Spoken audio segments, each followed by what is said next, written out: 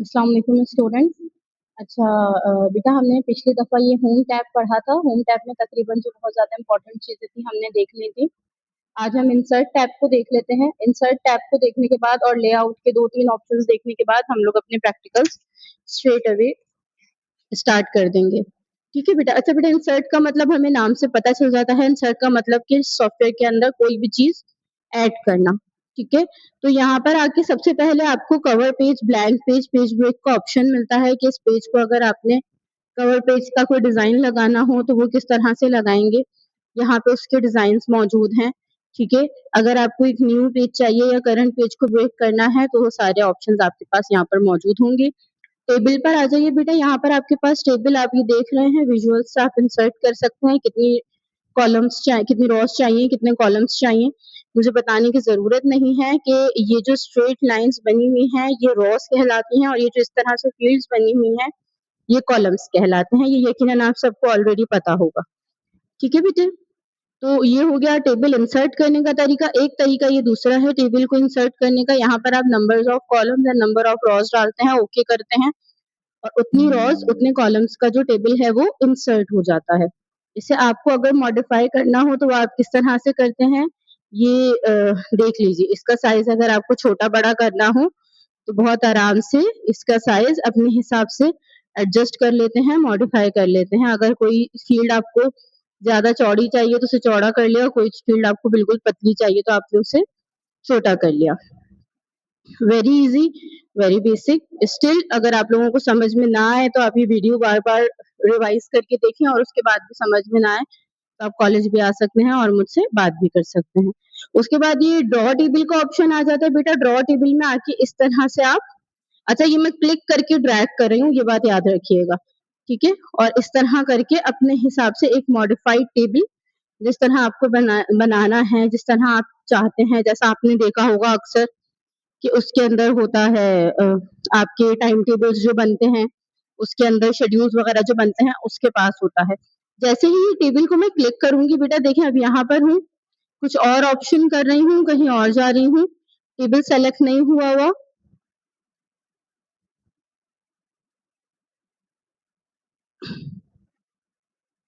Table select नहीं हुआ, तो जो ऑप्शंस हमारे पास ऊपर आ रहे थे डिज़ाइन के, वो चले गए हैं। जहाँ मैं अपनी टेबल को सेलेक्ट करती हूँ, वहाँ डिज़ाइन और लेआउट के ऑप्शंस हमारे पास आ जाते हैं।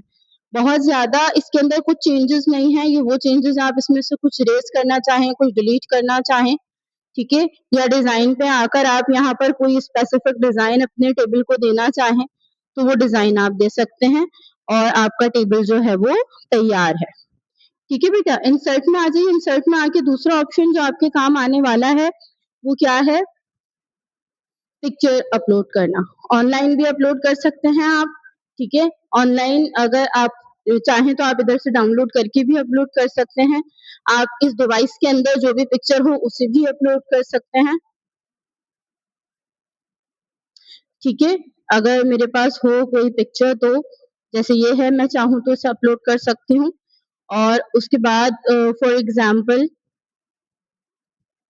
1 मिनट हम एक पिक्चर अपलोड करके देख ही लेते हैं कि उसका क्या रिज़ल्ट होता है। सही इस वक़्त हमारे पास कोई पिक्चर आ नहीं रही डाउनलोडेड में। गैलरी अभी कौन-सी पिक्चर्स हैं? I don't know, wait a minute.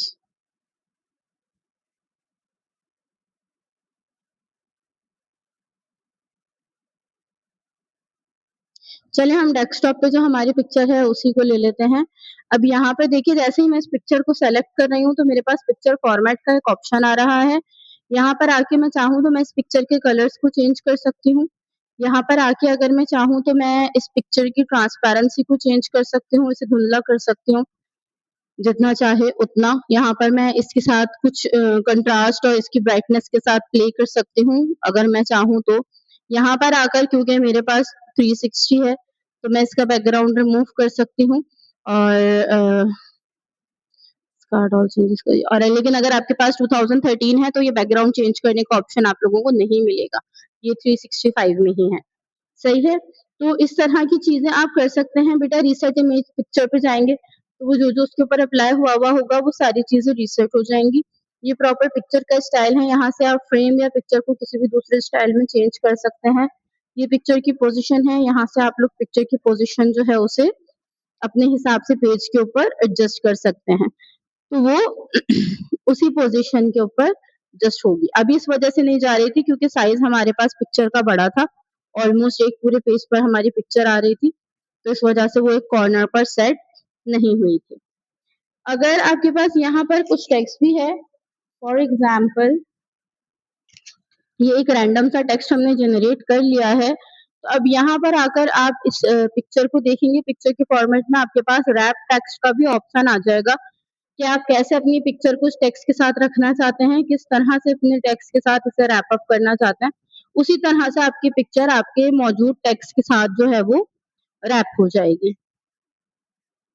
ठीक है, सेंड बैकवर्ड करेंगे तो वो टेक्स्ट के पीछे चली जाएगी और ब्रिंग फॉरवर्ड करेंगे तो वो आपके टेक्स्ट को हाइड करती हुई आगे आ जाएगी। क्रॉप करना चाहें तो आप यहाँ से अपनी पिक्चर को क्रॉप भी कर सकते हैं। ठीक है बेटा, उसके बाद इंसर्ट में जो ऑप्शंस आपके काम आ सकते हैं, सबसे पहले तो मैं कंट्रोल ए करके, control A is the shortcut की टू सेलेक्ट ऑल, और बैक स्पेस कर देती हूँ तो ये पूरा पेज मेरे पास क्लियर हो जाएगा। एक ऑप्शन जो मजीद आपके काम आ सकता है बेटा वो है हेडर और फुटर का।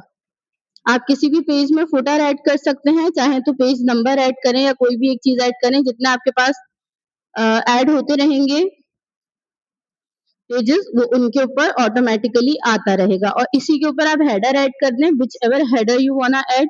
यहाँ पर तीनों वो टाइप कर दें कि हेडर किस तरह से मॉडिफाई करवाया जाता है, वो इस तरह से आपको मॉडिफाई करके दे देगा।